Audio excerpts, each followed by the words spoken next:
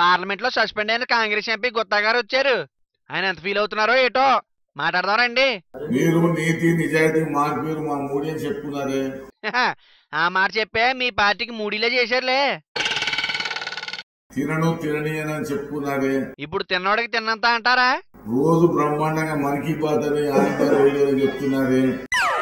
రేడియోలోను టీవీలోను తెగ బిల్డప్ ఇచ్చారంటారా? రోజు విదేశాల పర్యటనలో భారతీయ ఎన్ఆర్ఐలను కూర్చోబెట్టి ఉపన్యాసాలు ఇస్తున్నారే. ఈ రోజు మీరే ఢిల్లీలో కూర్చుని పెద్ద ఉపన్యాసం ఇస్తున్నారుగా. మరి ఈ తప్పులన్నీ మీకు కనబడడం లేదా? వీళ్ళ మీద ఎందుకు మీరు చర్యలు తీసుకుంటలేరు? చర్యలు తీసుకుంటే తప్పు ఒప్పుకున్నట్టు అవుతుంది కదా సార్. ఇవన్నిటికీ దేశ ప్రజలకు సమాధానం చెప్పాల్సిన బాధ్యత మీ మీద ఉన్నది. మన్మోహన్ కుర్చీలో కూర్చున్నాడుగా, ఆయనలాగే మోహన్ బాబా అయ్యాడంటారా? మీరు అధికార దుర్వినియోగం చేస్తున్నది చాలా స్పష్టంగా. ఆ ప్రభుత్వాన్ని ఢిల్లీలో మీరు పెట్టే ఇబ్బందులు మనకు కనపడతలేవా? జాడు పార్టీని జాడించి కొట్టాలని ట్రై చేస్తున్నారులే. కాబట్టి డబ్బులంటే డైరెక్ట్ తీసుకొని ఇస్తేనే కాదు, పెడిపోకో నీకు రాజస్థాన్ ముఖ్యమంత్రిగా చేసింది స్పష్టంగా ఊపడుతున్నది.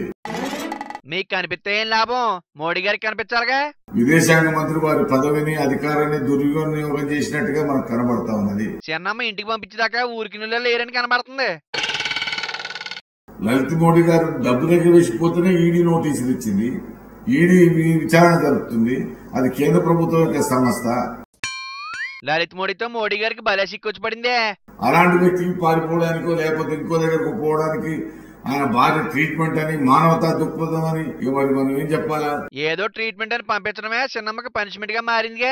అదే లలిత్ మోడీ గారికి సుష్మా స్వరాజ్ గారి భర్త, కూతురు అడ్వకేట్లు 30 సంవత్సరాల నుంచి మాకు అనుబంధం ఉందని వాళ్ళే చెప్తున్నారు.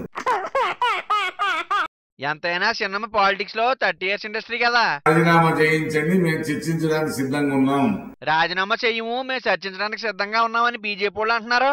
మేము గతంలో రాజీనామా చేయించినాం, విచారణకు ఆదేశించినాం. కాంగ్రెస్ అంటుంటే తట్టుకోలేక ఆదేశించారు. విచారణలో బన్సల్ గారు నిర్దోషి అని కూడా తేలినటువంటి విషయం అయినా మేము ఎక్కడ వెనకపోలేదు. రాజీనామాలు చేయించినటువంటి ఘనత కాంగ్రెస్ పార్టీకి. రాజీనామా చేస్తే చేసిన పాపం పోతుందంటారా? మాకు అప్రజాస్వామికంగా 25 మంది కాంగ్రెస్ పార్లమెంట్ సభ్యులను 5 రోజుల పాటు సస్పెన్షన్ గురి చేయడం అంటే ప్రజాస్వామ్యాన్ని ఈ ప్రభుత్వం, ఈ పార్టీ అపహాస్యం చేసినట్టుగా భావిస్తున్నాం. మీ పార్టీలన్నీ కలిసి ప్రజాస్వామ్యాన్ని అపహాస్యం చేస్తున్నారని ప్రజలు భావిస్తున్నారులే గాని వెళ్ళరండి.